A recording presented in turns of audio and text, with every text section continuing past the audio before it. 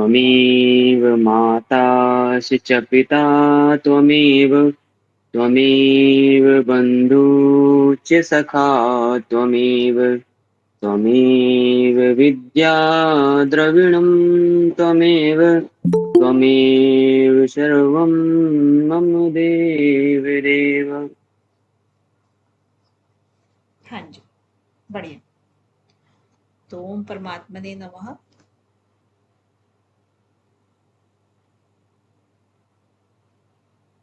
चलिए, तो अभी हमने कर लिए थे 32 सूत्र तक कर लिए थे, शायद 32 श्लोक तक, है ना?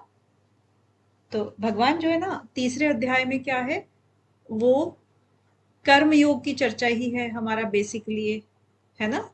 जो तीसरा अध्याय है, तो कर्म योग का ही वो विश्लेषण करते करते अब भगवान अपना मत दे रहे थे कि कर्म न करने से मनुष्य का पतन हो जाता है, जैसे वो बोल रहे थे।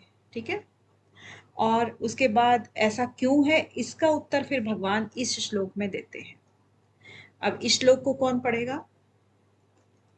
32 वाले श्लोक, 32 हो चुका था, 33 वाला कौन पढ़ेगा?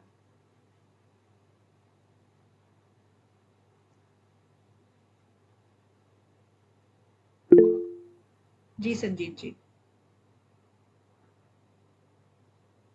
सदृशं चेष्टते श्वास्याः प्रकृतेर्ज्ञानवानमपि प्रकृतिं यान्ति भूतानि निग्रह किं करिष्यति। वाह, बहुत सुंदर। अब यहाँ पर आपने देखा होगा, मैंने थोड़ा सा इसको वो कर दिया है कि आपने कहाँ पर ब्रेक देना है और कहाँ पर आपको दूसरा उठाना है। 4 इसके पार्ट थे, जैसे हमने सीखा था वैसे ही। तो क्या कह रहे हैं कि सदृश्यम चेष्टते स्वस्य प्रकृते ज्ञानवान अपि प्रकृतिम यान्ति भूतानि निग्रह किम करिष्यति। तो संपूर्ण जो प्राणी हैं प्रकृति को प्राप्त होते हैं, ठीक है? और जो ज्ञानी महापुरुष हैं वो भी अपनी प्रकृति के अनुसार ही चेष्टा करते हैं, राइट? और फिर क्या कहते हैं कि प्रकृतिम यान्ति भूतानि, जैसे कि जो प्रकृति है प्रकृति के अनुसार ही ये प्राप्त होते हैं, प्रकृति को ही प्राप्त होते हैं। निग्रह किम करिष्यति, और जो ये निग्रह है, यानी कि फिर इसके अंदर किसी का भी क्या बस चलेगा। निग्रह मतलब जो आपका कोई भी ऐसा स्वभाव के अनुसार ही आप चलते हो, तो आपका इसमें कोई वश नहीं है। मतलब सारे प्रकृति के प्राणी जो हैं, सारे प्रकृति के अंदर जो भी प्राणी हैं, वो अपनी प्रकृति, क्योंकि जब भी हम पैदा होते हैं ना, तो हमारी एक अपनी प्रकृति होती है कि हम किस प्रकृति के हैं। तो उस प्रकृति के अनुसार ही हम कार्य करने की चेष्टा करते हैं। सदृशम चेष्टते स स्वया, यानी कि अपनी प्रकृति के अनुसार ही हम चेष्टा करते हैं कार्य करने की। प्रकृति ज्ञानवान अपि, यानी कि जो ज्ञानवान है वो भी, जो तत्वदर्शी हैं, ज्ञानवान किसको बोलते हैं? जो तत्वदर्शी हैं, उनको, उनके लिए भी कह रहे हैं कि वो भी अपनी प्रकृति के अनुसार कार्य करते हैं। तो प्रकृति में यान्ति भूतानि, जो जितने भी प्रकृति के अंदर भूत हैं, भूत मतलब प्राणी है, उन सब की बात ही कर रहे हैं कि निग्रह किम करिष्यति। फिर ये जो इसके अंदर हम कहते हैं कि इसमें किसी का क्या दोष है, जो वो नहीं कर पाता है, तो इसका दोष क्या है, इसका क्या सॉल्यूशन है, ऐसा कुछ कह नहीं सकते। तो फिर आगे क्या है कि जो प्रत्येक मनुष्य है, अपनी प्रकृति को साथ लेकर के जन्म उसका होता है, और उसे अपनी प्रकृति के अनुसार ही कर्म करने भी पड़ते हैं। अब भगवान आगे के श्लोक में प्रकृति को शुद्ध करने का उपाय बताते हैं। अब जाहिर सी बात है, अभी इन्होंने कहा कि अपनी प्रकृति के अनुसार ही कर्म करता है कोई भी। अब कोई, अगर आपने बच्चा देखा होगा, जब बच्चे पैदा होते हैं तो थोड़े से दिन के बाद जो वो चलने फिरने लगते हैं, तो एक बच्चा तो इतना चंचल होता है, इतना चंचल होता है कि उसको रोकना बहुत मुश्किल होता है, पल पल ध्यान देना होता है उसके लिए। और दूसरा बहुत शरीफ होता है, वो चाहे मतलब कोई बच्चा बहुत तोड़-फोड़ करता है, कोई बहुत शांत रहता है। इस तरह से ना सबकी प्रकृति, अब उनको तो कोई ट्रेनिंग नहीं मिली है ना इस पेरेंट से, या फिर किसी और समाज के किसी भी टीचर से, लेकिन उनकी अपनी एक अंदर प्रकृति होती है कि कोई शांत होता है, कोई शरारती होता है, कोई जिज्ञासु होता है, कोई कैसा होता है।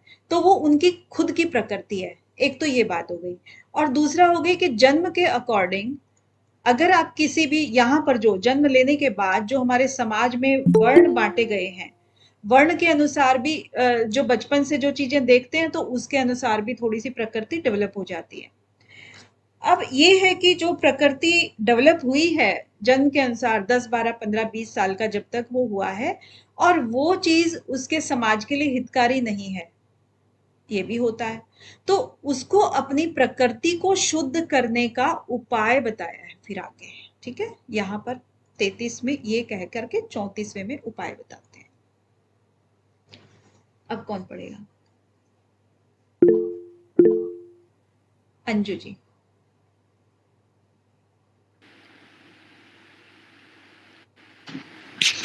इन्द्रियस्य अर्थे रागद्वेषौ व्यवस्थितौ तयोः न वशम् आगच्छेत् तौ हि अस्य प्रपन्थिनो।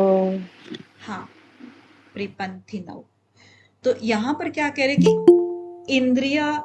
इंद्रियस्य अर्थे, मतलब कि इंद्रिय के अर्थ में राग द्वेषो व्यवस्थितौ, जो ये राग द्वेष है मनुष्य के अंदर ही होते हैं, राग द्वेष तो है ना, वही होता है, क्योंकि जानवर वगैरह तो कोई राग द्वेष उस तरह के नहीं होते हैं कि वो इच्छा करें कि ऐसे करें, उनका तो एक लिमिटेड बुद्धि होती है बस, जो उसके जीवन के गुजारे के लिए होती है।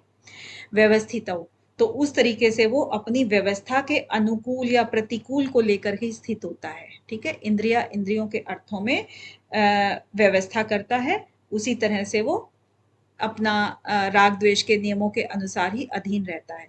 तयो न वशम आगच्छेत, यानी कि फिर उन जो मनुष्य ऐसे हैं, उन मनुष्यों में या उन दोनों के वश में क्या है कि न आगच्छेत, नहीं होना चाहिए। और आगे कि तौ ही अस्य परिपंथी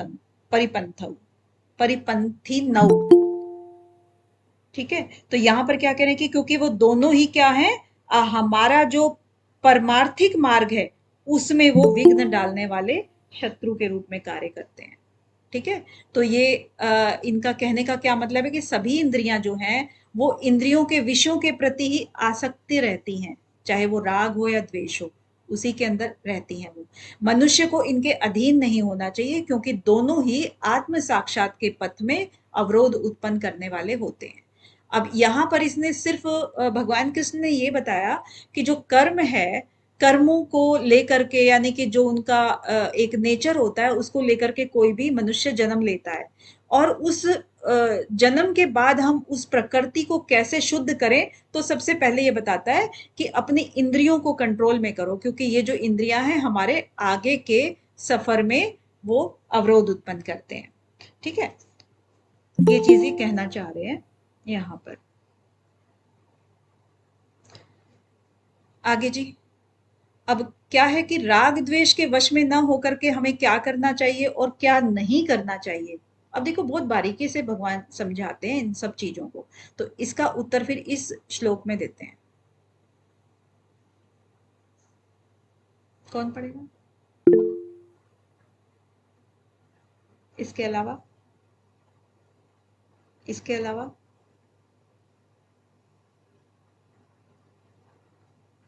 और नेहा जी।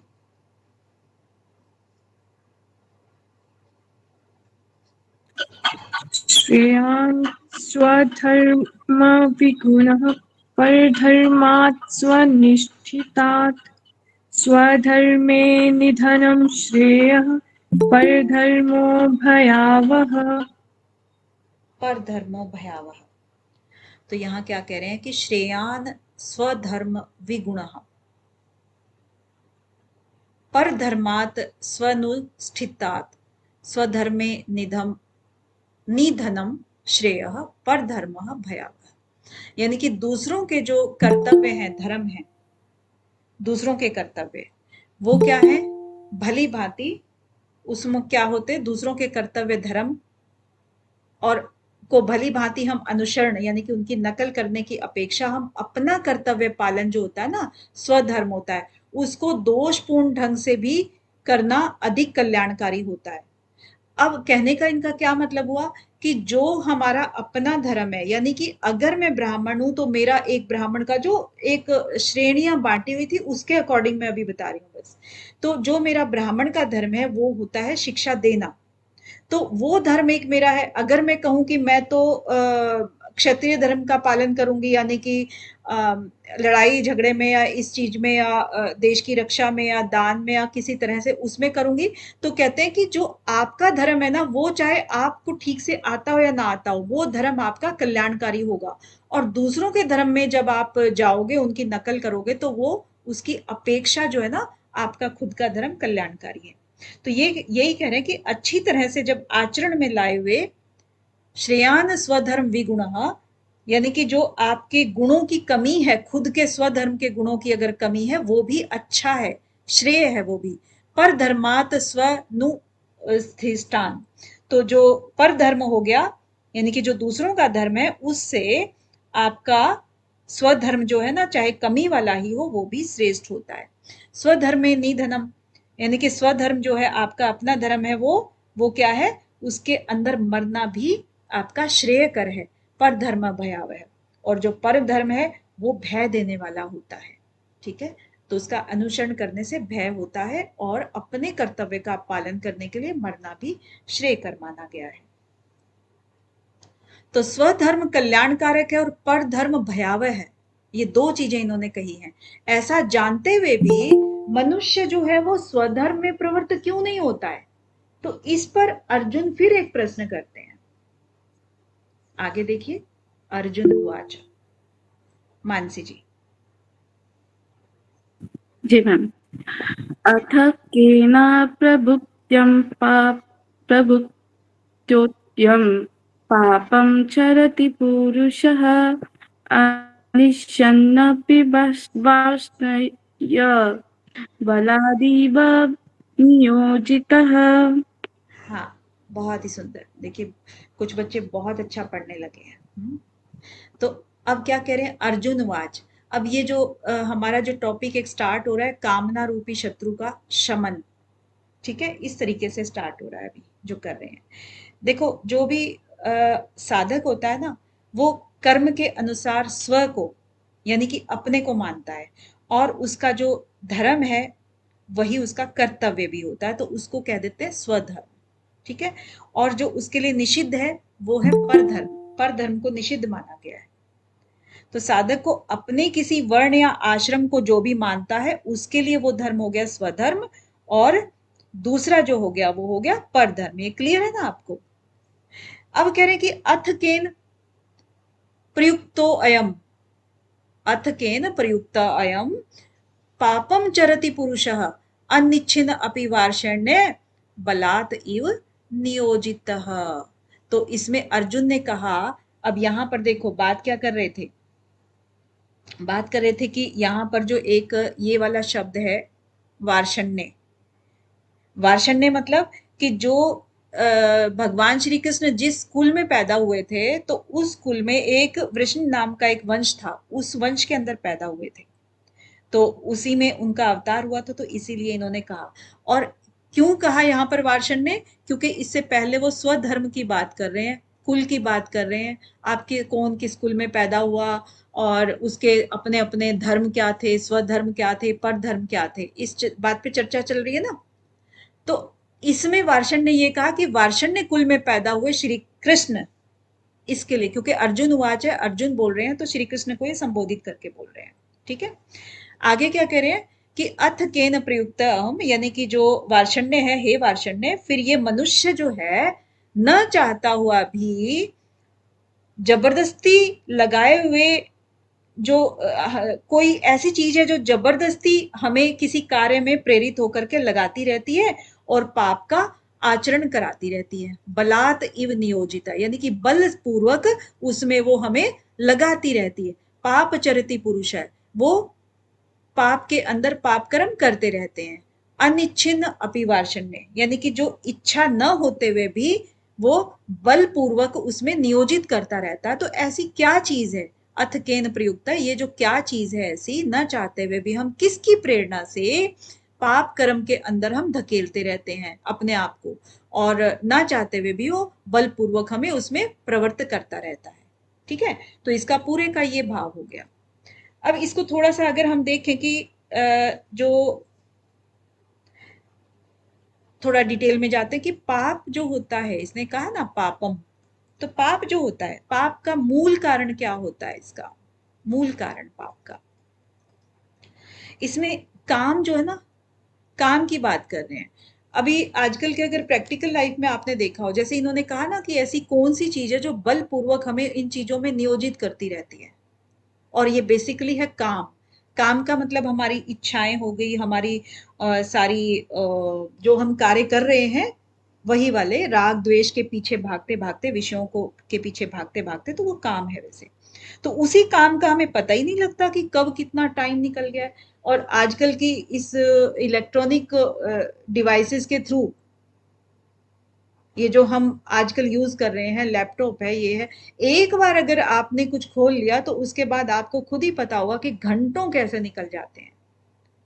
और जबकि हम नहीं चाहते थे, हम चाहते थे कि हम कोई एक चीज सर्च करें, फाइंड करें, कि हमें मान लीजिए कि कुछ भी फाइंड करना है बहुत अच्छा सा, जो हमने अपने टॉपिक से रिलेटेड करना है, ठीक है, वो हम फाइंड करने के लिए हमने मोबाइल खोला और हमने सर्च किया, ढेर सारी नीचे चीजें आ गई। उसके बाद फिर आपने देखा कि ये भी देख डाला, ये भी देख डाला, ये भी देख डाला, ये भी देख डाला, बहुत सारे, लेकिन जो चीज आप देखने लगे थे वो चीज ही आपकी छूट गई।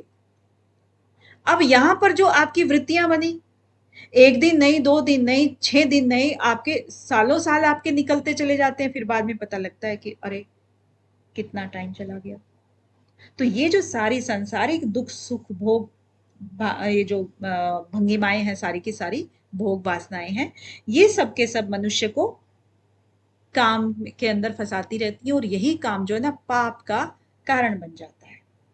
ठीक है, तो अब क्या है कि पाप का मूल कारण क्या हुआ? काम हो गया, यानी कि सांसारिक भोग हो गया, संग्रह की कामना हो गई।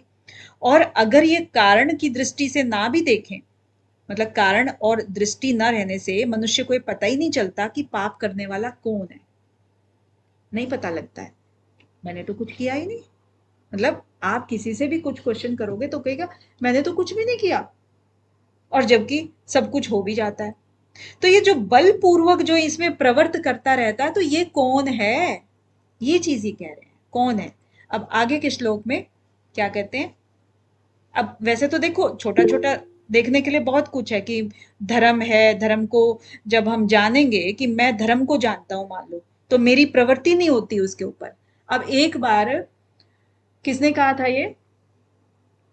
एक बार दुर्योधन ने कहा था, कि दुर्योधन कहता है कि मेरे को पता है मेरा धर्म क्या है, और लेकिन मेरी उसमें प्रवृत्ति नहीं होती है, और मैं ये भी जानता हूं कि अधर्म क्या चीज है, मैं उसके अंदर मेरी निवृत्ति नहीं होती है, मतलब मैं उसको छोड़ नहीं पाता हूं।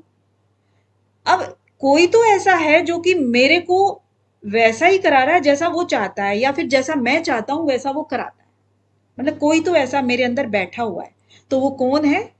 वो काम के बारे में बात कर रहे हैं, कि वो काम है जो आपको आपकी चाहना के अकॉर्डिंग करा देता है।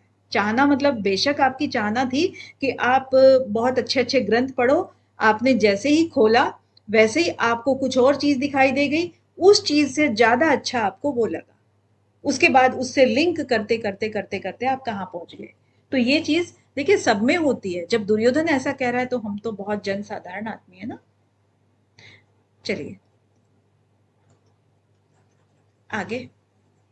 अब भगवान क्या है, आगे के श्लोक में इसके अर्जुन के प्रश्न का उत्तर देंगे अभी। हाँ जी, कौन देगा इसका उत्तर? बीना जी। Yes ma'am. काम एस क्रोध एस रजोगुण, काम एस क्रोध एस रजोगुण समुद्भवः महासनो महापापः विद्येहनमिह वैरणिम्। विधि एनम इह वैरिणम। यस, तो काम एश Yes. क्रोध एश। अब यहां पर आपको थोड़ा सा कुछ याद आया है? एक श्लोक था पीछे, दूसरे अध्याय का 62 और 63 श्लोक, याद आया ना? क्या था? जी मैम। क्या था? जी मैम। ग्रन्थ ध्यायतो हि विषयान् पुंसः सङ्गस्तेषु उपजायते संगात् संजायते काम कामात् क्रोधो विजायते यस, यहीं पे स्टॉप कीजिए, यहीं पे क्रोधात् स्टॉप भवति कीजिए, सम्मोहः। जी मैम। यहीं पर। जी तो क्या था उसमें? कामात क्रोधो भी जायते, एक लाइन लिखी हुई थी, कामात क्रोधो। अब यहां पर क्या है? काम एश क्रोध एश, यानी कि जहां पर काम है वहां पर क्रोध भी है। सेम चीज प्रूव कर रहे हैं ना भगवान श्री कृष्ण। तो क्या होता है आगे? रजोगुण तक रजोगुण रजोगुणस उद्भव, यानी कि रजोगुण से उत्पन्न होते हैं सब चीजें। रजोगुण से उत्पन्न यह काम, काम मतलब कामना, जो भी आपकी इच्छा है, कामना है, किसी चीज को पूर्ण करने की जो भी लालसा है उसकी बात कर रहे हैं, वो क्या है? यह क्रोध भी है। क्योंकि कामना अगर पूरी नहीं होगी तो आपको क्रोध आएगा, जो आप पहले ही पढ़ चुके हो दूसरे अध्याय में। ठीक है। महाशनो, अब ये महाशनो क्या होता है? महाशनो मतलब ये बहुत ही ज्यादा एक तरह की भूख है, ये जो कभी ना मिटने वाली भूख है, इसको कहते हैं महाशनो। महापाप, महापापमा, यानी कि महापापी भी है। और विधि, विधि मतलब इसको तू जान, विधि एनम इह, तो इसको, इस विषय को तू इसी तरह से वैरी जान, वैरिणम, वैरी जान। क्योंकि देखिए अब ये, क्योंकि बहुत ज्यादा क्या बता दिया? महाशना बता दिया, यानी कि ये ऐसी कामना है जो कभी भी पूर्ण नहीं होगी। ठीक है। क्योंकि अगर आपके अंदर कामनाएं पैदा हो गई विषयों को ग्रहण करने की, और विषय जो है किस किस तरह के हैं आपके? कई तरह के विषय हो सकते हैं। अब देखो कामनाओं के भी चार भेद होते हैं आपसे। कामनाओं के कैसे? जैसे शरीर को अगर हम सिर्फ शरीर का ही पालन करें, क्योंकि शरीर निर्वाह करना भी तो अगर भगवान ने दिया है तो हमें शरीर निर्वाह करना होगा, तो एक नंबर कामना, यानी कि सिर्फ इसके लिए हमें कामना को पूरा करना है। ठीक है। तो ये तो हो गया। ठीक। दूसरा क्या हो गया? कि जो कामना एक होती है कि व्यक्तिगत और न्याय युक्त हो, यानी कि बहुत ही कम हो, यानी कि हमारे जो जो हम जिसको पूरा करना हमारी सामर्थ्य में ना हो, तो वो कामना हमें रखनी ही नहीं चाहिए। सामर्थ्य के अंदर हो और ऐसी कामना, और जो किसी का बुरा ना करे। ठीक है। और तीसरे नंबर की कामना क्या हुई? कि हम दूसरों के जो कामनाएं हैं, दूसरों की जो जरूरतें हैं, उसको हम पूरा करने के लिए करें, दूसरों के लिए जो हितकारी भी हो, न्याय संगत भी हो, तो उस तरह का सामर्थ्य हमारे अंदर हो दूसरों के लिए, वो सामर्थ्य भी हमारे अंदर हो इस तरह से। और चौथी प्रकार की जो हुई, कि जो तीनों प्रकार की ये वाली है, इन सब से मतलब सारी जो चौथी प्रकार की, हमें किसी तरह की कोई कामना नहीं करनी है। सारे जो दूसरों की जो भी कामनाएं हैं उन सब का हम विचार हटा दें कि किसी के पास क्या है, किसी के पास नहीं है, हमें किसी से कोई कंपटीशन नहीं है। ठीक है। तो ये चीजें हो गई कामनाएं ऐसी ऐसी। अब ये महाशन्नो, महापाप्यम। अब महाशन्नो मतलब कि जैसे होता है कि कोई ऐसा वैरी होता है, मान लो ये वैरी, वैरिनम भी बोला है ना, कोई ऐसा वैरी होता है कि जिसको जो है ना भेंट पूजा या कुछ भी ऐसी चीज दे दो तो वो उस शांत हो जाता है ना? कोई चीज दे दो तो एक तो वो हो गया, शांत हो गया। लेकिन यहाँ पर महाशन्न लिखा है, महाशन्न का मतलब जो कभी शांति ना हो, कितना भी आप इसको धन दे दो, कितना भी कुछ कर दो, तो वो उसकी कामना बढ़ती ही जाएगी, बढ़ती ही जाएगी। ठीक है। तो वो महाशन्न होता है, यानी कि जिस जो कभी भी तृप्त ना हो। और महापाप्य मतलब जब ऐसी कामना अगर किसी की होगी तो उस वो तो महापापी हो ही जाएगा। हाँ, लालची। कि फिर आपका ये महाशन्न एक तो आपका, और एक महापाप्य, इसको थोड़ा सा आपको इसलिए देखना है कि इन शब्दों से आपको थोड़ी सी पहचान हो जाए। ठीक है। काम एश क्रोध एश, ये आपको पता ही है कि जो पहले जो हमारा श्लोक आ चुका है उसके बारे में है। रजोगुण से ये प्रवृत्त होते हैं, और ये एकदम से कभी ना भरने वाली जो भूख है ये है, और जो महापाप के भागी बन जाते हैं इससे। और इसीलिए तो इस संसार में अग्नि के समान कभी तृप्त न होने वाले महान शत्रु समझ इनको तू। ठीक है। ये कह रहे हैं। आगे क्या कह रहे हैं कि ये पाप है। देखिए यहां पर इन्होंने कह दिया कि ये पाप है। ठीक है। ऐसी जानकारी होने पर भी मनुष्य पाप में प्रवृत्त हो जाता है। अतः इस जानकारी का प्रभाव आचरण में न आने का क्या कारण है। ठीक है, इसका विवेचन आप भगवान आगे के 2 श्लोकों में देते हैं। तो आप ये देखिए दूसरा श्लोक, जूही जी।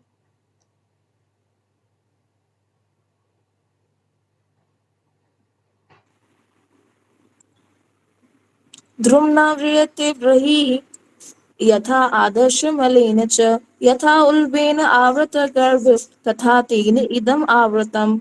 यस यस, बहुत बढ़िया। जैसे ये इन्होंने क्या एग्जाम्पल दिया, फिर भगवान श्री कृष्ण ने 2 श्लोकों में, यानी कि पहले श्लोक में इन्होंने क्या एग्जाम्पल किया, धूमेन आवृतीय वहनी। अब जिस प्रकार से धुआं जो है ना वो वहनी को आवृत कर देता है, ढक देता है, क्योंकि धुआं जहां पे होगा तो पता नहीं लगेगा कि अग्नि वहां पे जल रही है कि नहीं जल रही है, वो पूरा उसको ढक देगा। यथा आदृश्य मलिन च, और आदर्श मतलब जो शीशा है, जो मिरर है उसकी बात कर रहे हैं, दर्पण है। और जैसे दर्पण को जो धूल होती है वो ढक देती है। और यथा उल्बेन आवृतः गर्भः, अब गर्भ को यानी कि गर्भ में पलने वाले बच्चे को जैसे उल्बेन ढक देता है। उल्बेन क्या होता है, जो जेर होती है ना, जेर, उसका जो आवरण होता है उसको जेर बोलते हैं। तो जेर जो ढक देती है, उल्बेन जैसे गर्भ को ढक देती है, उसमें भी पता नहीं लगता ना कि अंदर क्या है, लड़का है, लड़की है, कोई और है। तो अभी तथा तेन इदम आवृतम, तो इसी प्रकार से जो कामनाएं हैं वो ज्ञान को ढक के रखती हैं, ये कहना चाह रहे हैं। तो 3 एग्जाम्पल इन्होंने यहाँ पर दिए। 3 एग्जाम्पल कौन कौन से दिए, एक तो धूल और अग्नि का दिया, एक दर्पण और धुएं और अग्नि का दिया, और एक धूल और दर्पण का दिया, और तीसरा गर्भाशय के गर्भ का दिया। ठीक है, 3 एग्जाम्पल्स के द्वारा इन्होंने बताने की कोशिश की है, यानी कि तीनों जो अवस्थाएं होती हैं इनमें क्या होता है, तीनों अवस्थाओं में ही अज्ञान के द्वारा पर्दा, जैसे इन्होंने बताने की कोशिश की कि कामनाएं जो होती हैं अज्ञान के पर्दे द्वारा रहती हैं ये, और हमें ज्ञान की प्राप्ति नहीं होती है उससे। चलिए नेक्स्ट।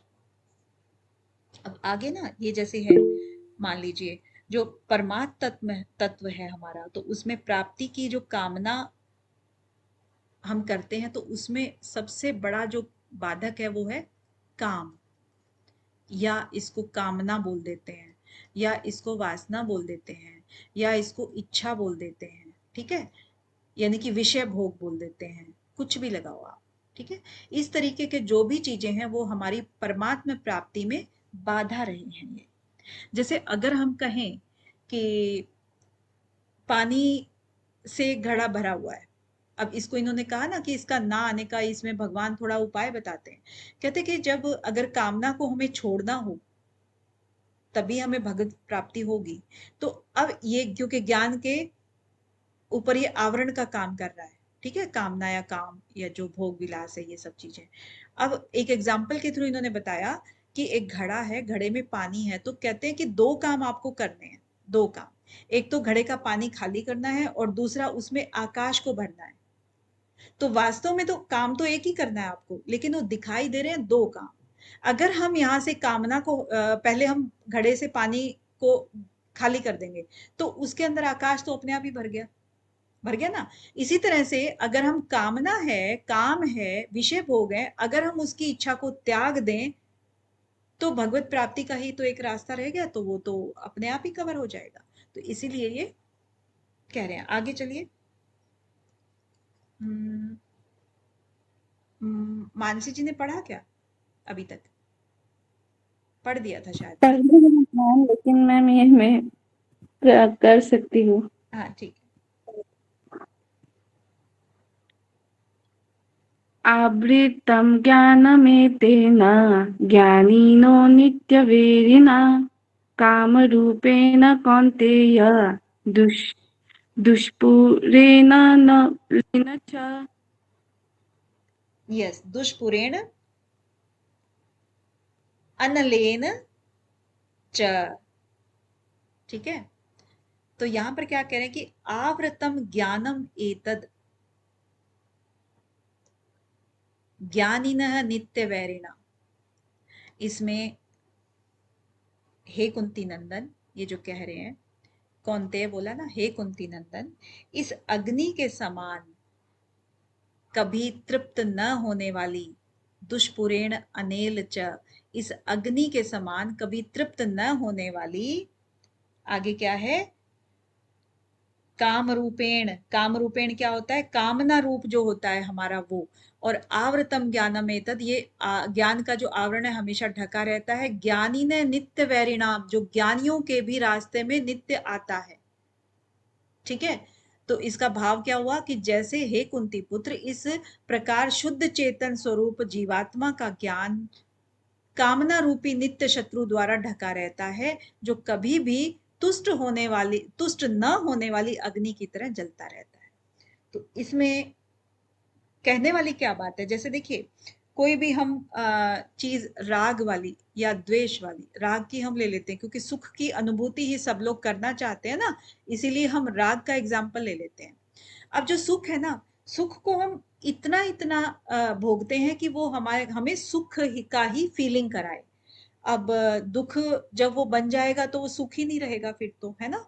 तो थोड़ा थोड़ा भोग करते हैं। अब इसीलिए कह रहे हैं कि दुष्पुरेण अनलेन च, यानी कि जो हवन की जो अग्नि होती है उसमें अगर हम थोड़ा थोड़ा घी डालते हैं, थोड़ा थोड़ा घी डालेंगे तो वो अग्नि जो है ना जलती रहेगी, लेकिन वो पूरी तरह से विकराल रूप धारण नहीं करेगी, क्योंकि उसकी तृप्ति कभी होगी ही नहीं उस अग्नि की, क्योंकि उसमें हम थोड़ा थोड़ा घी डाल रहे हैं। तो इसी तरह से कामना जो है, हमारी काम है, उसको भी हम थोड़ा थोड़ा भोग रहे हैं, तो ये कभी तृप्ति नहीं होता। ठीक है, तो ये कह रहे हैं यहाँ पर कि अग्नि जो है उसके समान जब घी हम डालते हैं तो उस जिस तरह से अग्नि का कभी तुष्टि नहीं होती है, उसी तरह से हमारे जो काम है, जो हमारी जो काम वासनाएं जो भी होती है, हमारी इच्छाएं हैं, वो उत्पन्न रहती हैं, उत्पन्न होती हैं, और वो और भी ज्यादा बनी रहती हैं, मतलब हमेशा से, क्योंकि वो थोड़ा थोड़ा हम उसको डाल रहे हैं, उसमें थोड़ा थोड़ा घी डाल रहे हैं बस। और क्योंकि ज्ञानी लोग जो हैं, ज्ञानी लोग जैसे कि अभी एक एग्जांपल में दे रही थी कि ज्ञानी लोग क्या है, जैसे हम लोग हैं, हम में ज्ञान तो है कि हम नो अपने यूट्यूब पे कोई हमारा जो हमें टॉपिक की जानकारी चाहिए हम वो पढ़ेंगे, निकालेंगे, लेकिन हम देखने कुछ और ही लग जाते हैं। ठीक है, तो ज्ञान तो है हमें, लेकिन वो ज्ञानी भी जो है ना नित्य इन्हीं चीजों का ही सामना करते रहते हैं। तो क्या हुआ रिजल्ट, रिजल्ट तो मतलब विवेक ज्ञान, फिर क्या हो गया टाइम टाइम फिश तो उसको क्या कहेंगे फिर, है ना। तो किसी शत्रु को नष्ट करने के लिए उसके रहने के स्थानों की जानकारी होना आवश्यक है। इसीलिए भगवान आगे के श्लोक में ज्ञानियों के नित्य वैरी काम के रहने का स्थान बताते हैं। अब ये स्थान कौन सा है जी, मनीषा जी।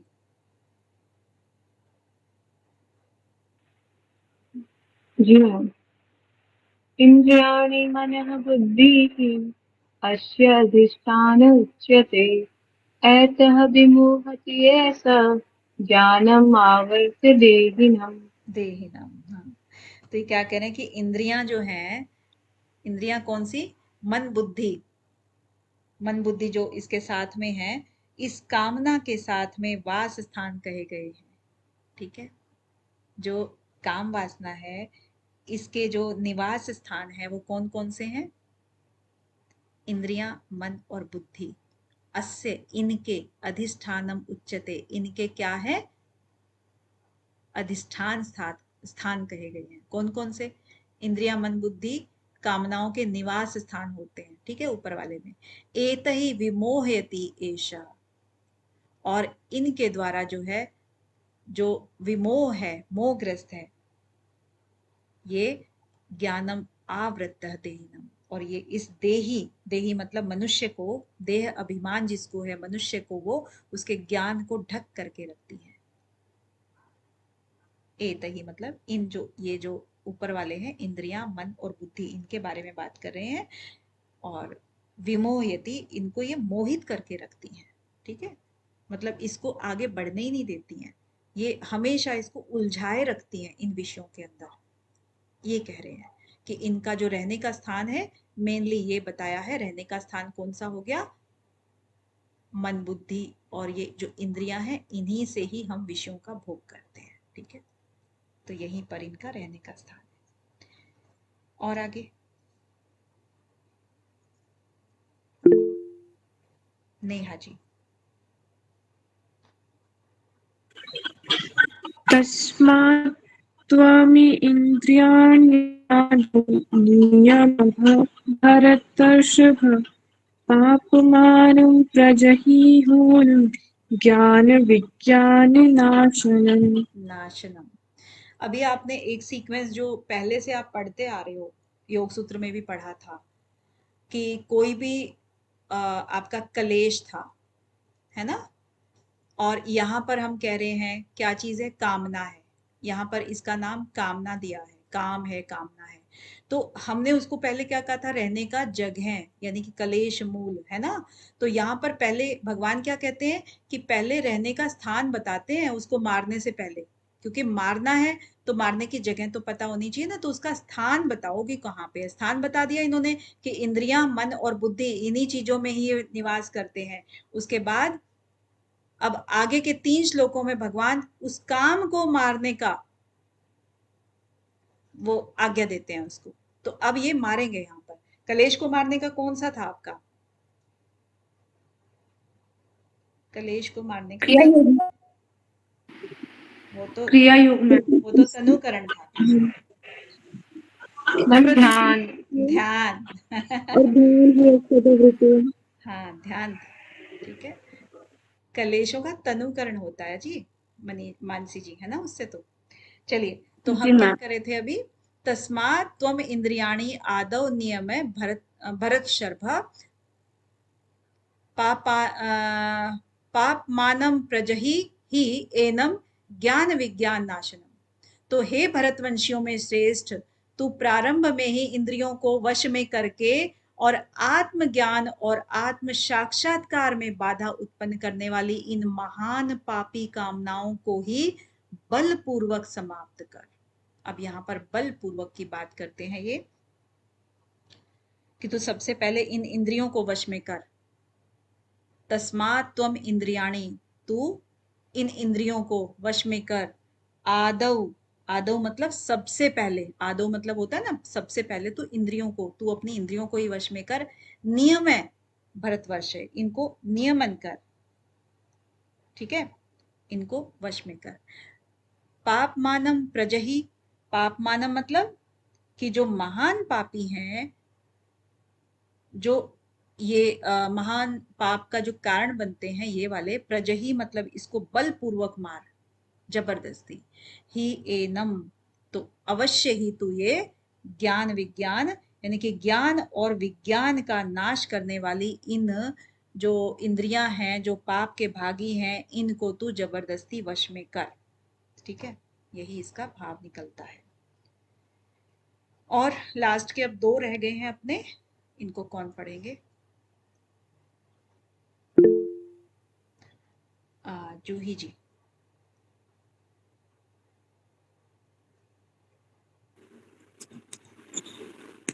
इन्द्रियाणि प्राणि हाहु इन्द्रियेभ्यः परं मनः मनस्तु परा बुद्धिः या बुद्धि तत्सः। तू सह, हाँ। और साथ ही साथ मानसी जी आप भी लास्ट वाला पढ़ दो। जी मैम, एक मिनट मैम। एवं बुद्धे परं बुद्ध्वा संस्तभ्यात्मना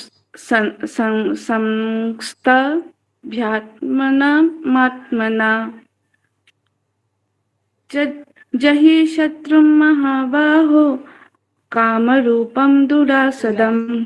दुरासुदम, बिल्कुल। तो यहाँ पर क्या कह रहे हैं कि इंद्रियाणी पराणी और ये सब करते हुए, कि इंद्रियों को, जैसे स्थूल शरीर की इंद्रियां होती हैं, इंद्रियों को पराणी, पराणी मतलब जो पर होता है, पर यानी कि दूसरे की जो होती है ना, श्रेष्ठ सबल प्रकाशक, ये सब दिया हुआ है। आहु, आहु मतलब कहते हैं, यानी कि इंद्रियों को पर कहते हैं। और इंद्रियेभ्य, इंद्रियों से पर जो है वो मन है, इंद्रियोभ्य परम मन है, इंद्रियों से भी परे जो है वो मन को कहा गया है, ठीक है। और मनसः तू परा बुद्धि, मन से भी परे जो है ना वो बुद्धि को कहा गया है, ठीक है। और यह बुद्धे परत तू स, और जो ये बुद्धि से भी परे है वो क्या है, स, ये काम है। हे अर्जुन, इस जड़ पदार्थ शरीर की अपेक्षा इंद्रियां श्रेष्ठ हैं, इंद्रियों की अपेक्षा मन श्रेष्ठ है, और मन की अपेक्षा बुद्धि श्रेष्ठ है, और जो बुद्धि से भी श्रेष्ठ है वो तू, वही सर्वश्रेष्ठ शुद्ध रूप तू आत्मा है, ठीक है। यहां पर ये स का मतलब वह है ना, वह मतलब कौन, जो आत्मा के लिए, तू के लिए शब्द यूज हुआ है, ये वो वाला कह रहे हैं। आगे क्या करे कि एवं बुद्धे परम बुद्धवा, एवं बुद्धे परम बुद्धवा, तो इस तरह बुद्धि से परम, बुद्धि से परे क्या है, एवं बुद्धे परम बुद्धवा, बुद्धि से परे क्या है, बुद्धि से परे जानकर संस्तभ्य आत्मानम आत्मा, अपने द्वारा अपने आप को वश में करके, संस्तभ्य मतलब जो आपका ये क्या बोलते हैं, वश में करना अपने आप को, तो आत्मानम आत्मनिर्भय, यानी कि अपने आप के द्वारा ही तू अपने आप को वश में कर सकता है, और कोई तेरे ऊपर बस नहीं कर सकता। और जही, जही मतलब तू मार डाल शत्रु को, हे महाभावो, तू इस काम रूपी शत्रु को मार डाल जो कि दुर्जय है, जो जीतने में दिक्कत दे रहा है तेरे को, वो उस काम रूपी शत्रु को तू मार डाल, ठीक है। तो इस प्रकार कह रहे हैं कि इस प्रकार हे महाभावो अर्जुन, स्वयं को मन और बुद्धि से श्रेष्ठ आत्मा रूप समझकर बुद्धि के द्वारा मन को स्थिर करके तू कामनाओं रूपी दुर्जय शत्रु को मार दे। तो यहाँ पर आपका जो सीक्वेंस है ये वाला, ये आप देख लेना एक बार, जो 42-47 में दिया हुआ है। इंद्रियाणि पराणि आहु, इंद्रियेभ्य परम मनः, और मनसः तू परा बुद्धि, यह बुद्धे परतः तू स, ठीक है। तो ये आपका दिया ही हुआ, ओके। ओम तत्सत् श्रीमद्भगवत गीतासु उपनिषत्सु ब्रह्म विद्यायां योग शास्त्रे श्री कृष्ण अर्जुन संवादे कर्म योगो नाम तृतीयाध्यायः। ओम श्री कृष्ण।